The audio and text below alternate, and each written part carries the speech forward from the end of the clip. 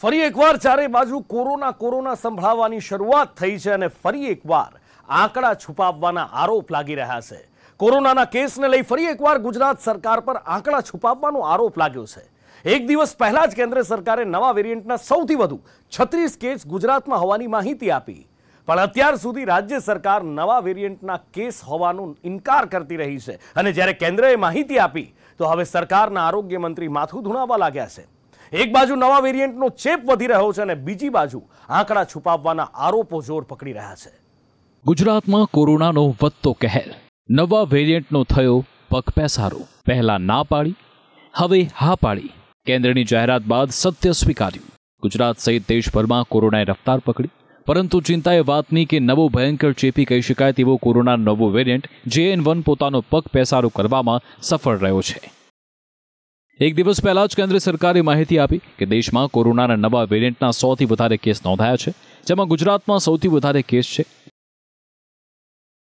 કેન્દ્રના આરોગ્ય વિભાગે આપેલી માહિતી મુજબ ગુજરાતમાં સૌથી વધારે 36 કેસ, કર્ણાટકમાં 34, ગોવામાં 14, મહારાષ્ટ્રમાં 9, કેરળમાં 6, રાજસ્થાનમાં 4, તમિલનાડુમાં 4 અને તેલંગાણામાં 2 કેસ નોંધાયા છે।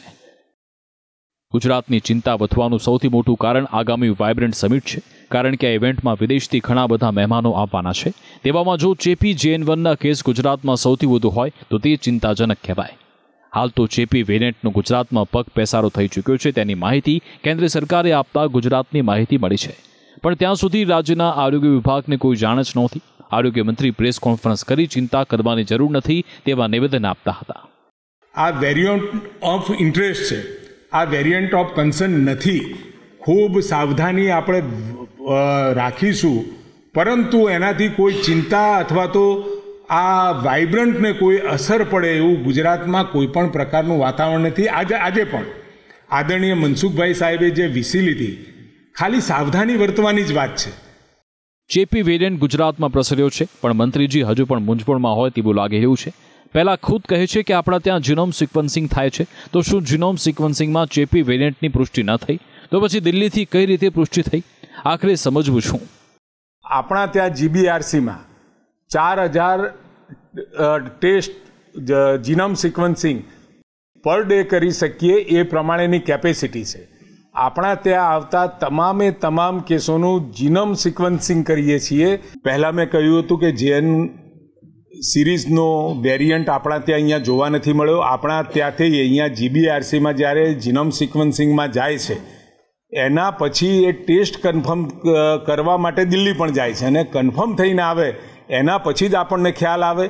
જે વખતે મેં કહ્યું એ વખતે ઓફિશિયલી એક પણ JN સિરીઝનો વેરિયન્ટ કોઈ પણ કોરોના કેસમાં માલુમ પડ્યો નહોતો, એના કારણે મારું એવું સ્ટેટમેન્ટ હતું। પરંતુ જેવું ઉપરથી દિલ્હીથી કન્ફર્મ થઈને આવ્યું એટલે આપણે જાહેર કર્યું કે આપણા ત્યાં અહીંયા 36 જેટલા JN સિરીઝના વેરિયન્ટવાળા કેસ જોવા મળ્યા છે। આરોગ્ય મંત્રીની વાત ગળે ઉતરે તેમ નથી। તમે જો જીનોમ સિક્વન્સિંગ કરો છો તો માલુમ નથી પડતું, અને એ જ સેમ્પલનું દિલ્હીમાં જીનોમ સિક્વન્સિંગમાં પુષ્ટિ થાય છે। ખેર, હશે કેટલીક ત્રુટિઓ રહી ગઈ હશે તેવું માની લઈએ। ગુજરાતમાં સરકારે સતર્કતાના ભાગરૂપે હોસ્પિટલમાં મોક ડ્રીલ શરૂ કરી, પરંતુ કોંગ્રેસ આરોપ લગાવી રહી છે કે સરકાર ગંભીર નથી, લોકોના આરોગ્ય સાથે ચેડા થઈ રહ્યા છે। આ લહેર જે નવી કોવિડના વેરિયન્ટ આવી રહ્યા છે એના માટે પણ આજે રાજ્યની આરોગ્ય સેવા એ જ ખસ્તાહાલ છે। જે પહેલી લહેર ને બીજી લહેર વખતે ગુજરાતમાં જે આરોગ્ય સેવાનું ભોપાળું હતું એવું જ હજી આ સરકાર જાગી નથી ને એમાંથી સબક લીધો નથી। એના કારણે આજે ગુજરાતમાં અનેક દવાખાનાઓ, ખાસ કરીને પ્રાથમિક આરોગ્ય કેન્દ્ર, સામૂહિક આરોગ્ય કેન્દ્ર અને જિલ્લા હોસ્પિટલોમાં અનેક પ્રકારની ખામીઓ છે। સરકારને માનવ જિંદગી બચાવવામાં, ખાસ કરીને ગુજરાતીઓને બચાવવામાં રસ હોય તો તેઓ જાહેરાતો કરવાના બદલે અને મોટા કરોડો રૂપિયા, લાખો રૂપિયાના ટેન્ડરોને બદલે હકીકતલક્ષી જમીની હકીકત ઉપરનું કામ કરે તો જ આપણે માનવ જિંદગીને બચાવી શકશું। હાલ તો કોરોનાના કેસ વધી રહ્યા છે, સાથે ચેપી JN1 વેરિયન્ટ પણ પગપેસારો કરી ચૂક્યો છે। તેમાં આગામી વેકેશનનો સમયગાળો છે, તેમજ વાઇબ્રન્ટ પણ યોજાઈ રહી છે। ગુજરાતમાં ઘણા મહેમાન આવશે અને લોકો પણ દેશભરમાં ફરવા જશે, અને દેશભરના લોકો અહીંયા આવશે, જે જોતા ખતરો ડબલ થઈ જશે। પણ આરોગ્ય મંત્રીના નિવેદનમાં જોઈએ તેવી ગંભીરતા દેખાતી નથી। હાલ તો લોકોને જાતે જ સાવચેત રહેવાની જરૂર છે। જો તમે સાવચેત નથી તો કોરોનાનો નવો ચેપી વેરિયન્ટ તમને પણ શિકાર બનાવી શકે છે। બ્યુરો રિપોર્ટ, સંદેશ ન્યૂઝ। આજે ભારતની આંતરરાષ્ટ્રીય કૂટનીતિની ચર્ચા દેશ વિદેશમાં થઈ રહી છે અને આ ચર્ચા પાછળનું કારણ એક કતરમાં થયેલી ભારતની જીત અને કારણ બે કુખ્યાત આતંકીના પ્રત્યાર્પણની માંગ. ભારતે જુદી જુદી રીતે દબાણ ઊભું કરી કતરને પોતાનો નિર્ણય બદલવા મજબૂર કર્યું છે અને સાથે જ મુંબઈ હુમલાના માસ્ટરમાઇન્ડ અને કુખ્યાત આતંકી હાફિઝ સઈદને ભારતને સોંપી દેવાની માંગ કરી છે.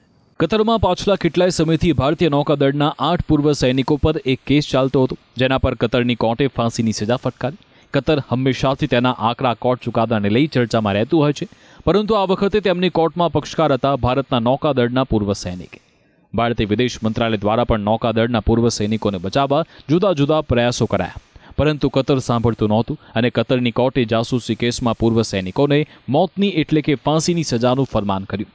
પરંતુ ભારતે નિરાશ થયા વગર પોતાના પ્રયત્નો ચાલુ રાખ્યા અને અંતે આજે ભારતને સફળતા મળી. કતરની કોર્ટે ગુરુવારે પોતાનો નિર્ણય બદલતા ફાંસીની સજા પર રોક લગાવી છે. કતરની કોર્ટે દહારા ગ્લોબલ કેસમાં ભારતીય નેવીના 8 સૈનિકોની સજા ઘટાડી. હજુ કોર્ટનો વિસ્તૃત ચુકાદો હાથ નથી આવ્યો, પરંતુ એ સ્પષ્ટ છે કે હાલ ફાંસીની સજા પર રોક લાગી છે. ભારતીય વિદેશ મંત્રાલયે માહિતી આપી કે આજે સુનાવણી દરમિયાન ભારતના રાજદૂત અને અધિકારી હાજર હતા. વિદેશ મંત્રાલયે કહ્યું કે અમે શરૂઆતથી અમારા નાગરિકોની સુરક્ષા માટે ઊભા છીએ અને ભવિષ્યમાં કોન્સ્યુલર એક્સેસ સહિતની તમામ મદદ પૂરી પાડીશું. આ સિવાય અમે આ મુદ્દે કતર પ્રશાસન સાથે વાતચીત ચાલુ રાખીશું.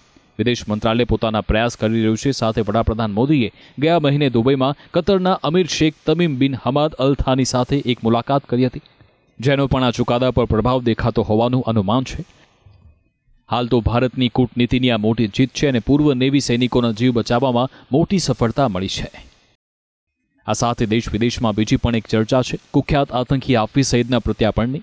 વિદેશી મીડિયામાં અહેવાલ પ્રસિદ્ધ થયા છે, જેમાં ભારતે હાફિઝ સઈદને સોંપી દેવાની માંગ કરી હોય. પાકિસ્તાની મીડિયા પણ આ સમાચારે ખૂબ જોર પકડ્યું. પુલવામા હુમલાના માસ્ટરમાઇન્ડ અને આતંકી સંગઠન લશ્કરે તોયબાના સ્થાપક હાફિઝ સઈદને સોંપી દેવા માટે ભારત સરકારે પાકિસ્તાન સમક્ષ માંગ કરી. ભારત સરકારે પાકિસ્તાનને સ્પષ્ટપણે કહ્યું કે ભારતમાં આતંકી હુમલો કરાવનાર હાફિઝનું પ્રત્યાર્પણ કરાય. પાકિસ્તાનના વિદેશ મંત્રાલયે આ સમાચારને સમર્થન પણ નથી આપ્યું, ન તો ફગાવ્યા છે. એક બાજુ પાકિસ્તાનમાં ચૂંટણીનો માહોલ છે, તેવામાં આતંકી હાફિઝ સઈદના પ્રત્યાર્પણના માંગથી પાકિસ્તાન ફસાયું. ભારતે પ્રત્યાર્પણની માંગ એવા સમય કરી જ્યારે હાફિઝ સઈદની રાજકીય પાર્ટી પાકિસ્તાન મરકઝી મુસ્લિમ લીગે એલાન કર્યું કે પાકિસ્તાનમાં આગામી વર્ષે થનાર ચૂંટણીમાં તેઓ ભાગ લેશે. હાફિઝ સઈદ પુલવામા તેમજ મુંબઈ હુમલાનો માસ્ટર માઇન્ડ છે. યુએન દ્વારા પણ તેને વૈશ્વિક આતંકવાદી જાહેર કરાયો છે. અમેરિકાએ તેના પર $1 લાખ ઇનામ જાહેર કર્યું છે. વૈશ્વિક સ્તરે આતંકી જાહેર થયા પછી પણ પાકિસ્તાનમાં તેની પાર્ટીને ચૂંટણી લડવા પરવાનગી મળેલી છે. હાફિઝે પાકિસ્તાનમાં દરેક સીટ પર પોતાના ઉમેદવારો ઊભા રાખ્યા છે. તેનો પુત્ર તલ્હા પણ ચૂંટણી લડવા જઈ રહ્યો છે. પરંતુ ભારતીય કૂટનીતિથી હાફિઝ સઈદની સાથે પાકિસ્તાન પણ ફસાયું. હાલ તો વૈશ્વિક કૂટનીતિમાં ભારતની બોલબાલા દેખાઈ રહી છે, ત્યારે આગામી સમયમાં વધુ સારા પરિણામ મળે તેવી આશા દેખાઈ રહી છે. બ્યુરો રિપોર્ટ, સંદેશ ન્યૂઝ. સદીઓનો ઇંતજાર ખતમ થવા જઈ રહ્યો છે.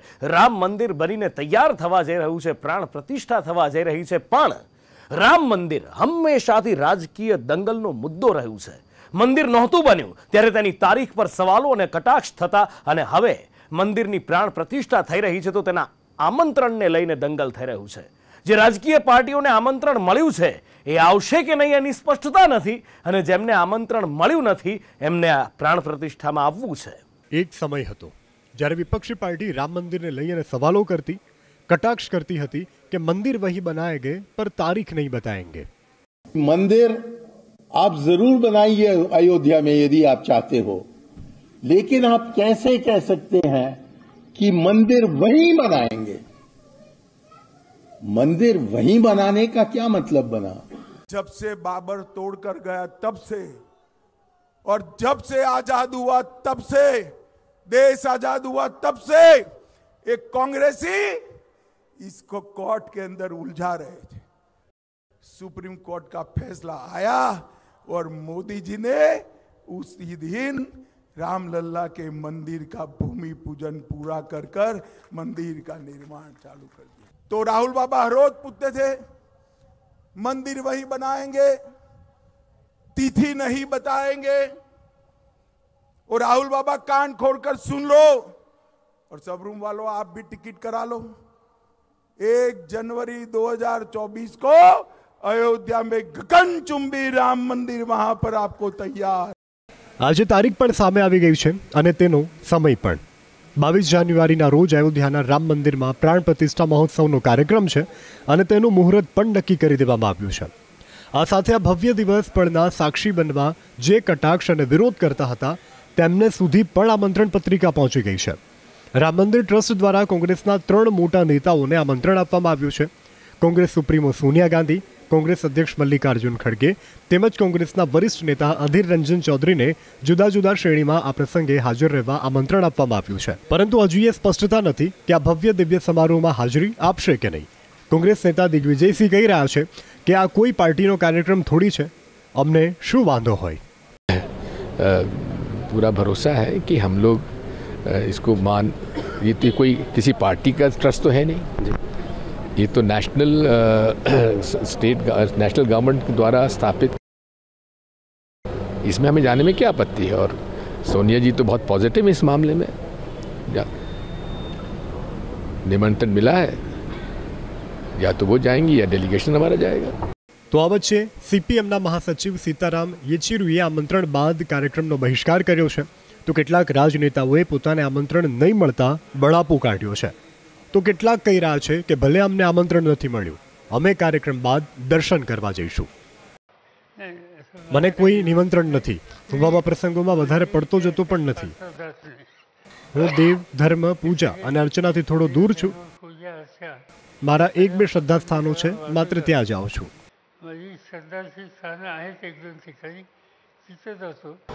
ये थोड़ी देश का राष्ट्रीय कार्यक्रम है. ये बीजेपी एक अपना खुद का उत्सव और प्रचार या सभा रैली ये कर रही है, उसमें पवित्रता कहाँ है. तो सर आप लोग उसके बाद जाएंगे? जरूर जाएंगे, क्यों नहीं जाएंगे. बीजेपी का कार्यक्रम खत्म होने के बाद जाएंगे. હાલ તો અયોધ્યામાં પ્રાણ પ્રતિષ્ઠા મહોત્સવની તડામાર તૈયારીઓ ચાલી રહી છે. 22 જાન્યુઆરી અયોધ્યામાં ફરી એકવાર દીપાવલી મનાવવામાં આવશે. 22 જાન્યુઆરીના રોજ પ્રભુ શ્રીરામની પ્રાણ પ્રતિષ્ઠા થશે. આ કાર્યક્રમ એટલો ભવ્ય અને દિવ્ય હશે કે આખી દુનિયા તેને જોતી રહી જશે. આ ભવ્ય દિવ્ય કાર્યક્રમ માટે અવધનગરી તૈયાર થઈ રહી છે. અવધનગરીનો દરેક ખૂણો શણગારવામાં આવી રહ્યો છે. પ્રાણ પ્રતિષ્ઠા મહોત્સવને લઈ અયોધ્યાનું રેલવે સ્ટેશન પણ તૈયાર છે અને અયોધ્યાનું નવું એરપોર્ટ પણ. યુપીના સીએમ યોગી આદિત્યનાથ તૈયારીઓની સમીક્ષા કરવા આજે ફરી અયોધ્યા પહોંચ્યા હતા.